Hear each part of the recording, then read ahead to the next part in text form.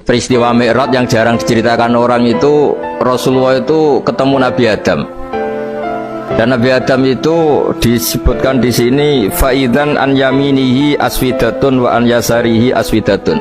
Dari sisi kanan itu ada kelompok besar, dari sisi kiri juga kelompok besar.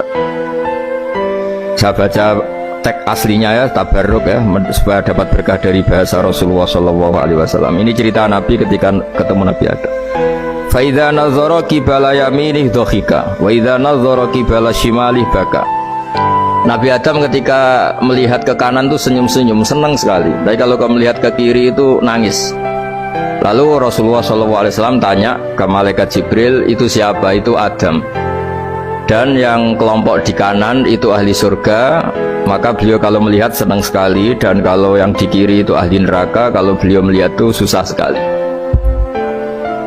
Artinya apa? Betapa susahnya jadi Nabi Adam itu. Jadi kalau misalnya ada koruptor ketangkep gitu ya, yang nangkep ya cucunya, yang ditangkep juga cucunya. Kalau kita punya anak 10 itu, terus yang satu misalnya nyuri milik temannya, milik saudaranya itu, sing naboi ya anaknya, yang ditaboi juga anaknya. Kayak apa tersiksanya seorang Nabi Adam? Karena nggak punya pilihan, pasti dari sekian kasus dolim dan mazlum, yang mendolimi maupun yang didolimi itu pasti anak cucunya.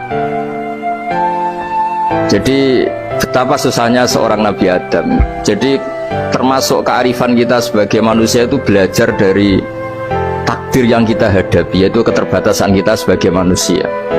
Kita harus bisa ngelola kegagalan, terima qadha qadar. Makanya kata Mbah Mun, nabanya Gus Yasin itu sering cerita ke saya, iman itu paling dhuwur itu iman qadha qadar, khairihi wa syarrihi minallah. Kita harus punya kesiapan iman khairihi wa syarrihi minallah, bahwa segala kebaikan, segala syar itu sudah digariskan oleh Allah Ta'ala. Kita bisa apa sebagai manusia? Jadi pertama Nabi Muhammad ketemu di as-sama idunya, langit paling dekat, itu ketemu Nabi Adam dengan kondisi seperti tadi. Kalau melihat ke kanan itu senyum, karena itu anak-anak beliau, turunan beliau yang ahli surga.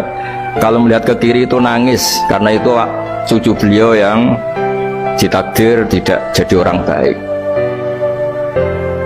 Artinya kalau ada peristiwa sosial apa saja, yang satu zalim, yang satu mazlum, atau yang satu benar, yang satu salah, atau sama-sama benar tapi salah paham, itu semua adalah cucu Nabi Adam alaihi salam. Dan itu membuat beliau kadang-kadang dohika, kadang-kadang senyum, kadang-kadang baka, kadang-kadang nangis.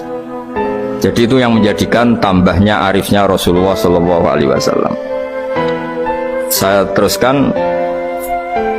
Qultu ya Jibril man hadha? Qal hadha Adam wa hadhil aswida an yamini wa an shimali nasamu bani fa ahlul yamin ahlul jannah wal aswida allati an shimali ahlun nar fa idza nazara qibala yamini dhahika wa idza nazara qibala shimalihi baka. Itu seperti misalnya kita punya anak 5, yang satu sukses jadi profesor doktor atau jadi orang alim, yang satu sekolah aja gak naik, misalnya sudah gak naik, entek no dunya itu nghabiskan harta itu kan. Tapi barokahnya itu mungkin kita mau jadi sombong tidak jadi gitu, karena punya anak yang nggak sukses. Mungkin barokahnya punya anak nggak sukses itu meredam keangkuhan kita, terus kita menjadi orang yang sopan dengan tetangga, dengan orang lain, karena dipaksa punya hal-hal yang seperti itu. Jadi semua yang ditakdir Allah, kalau kita ridho itu pasti baik.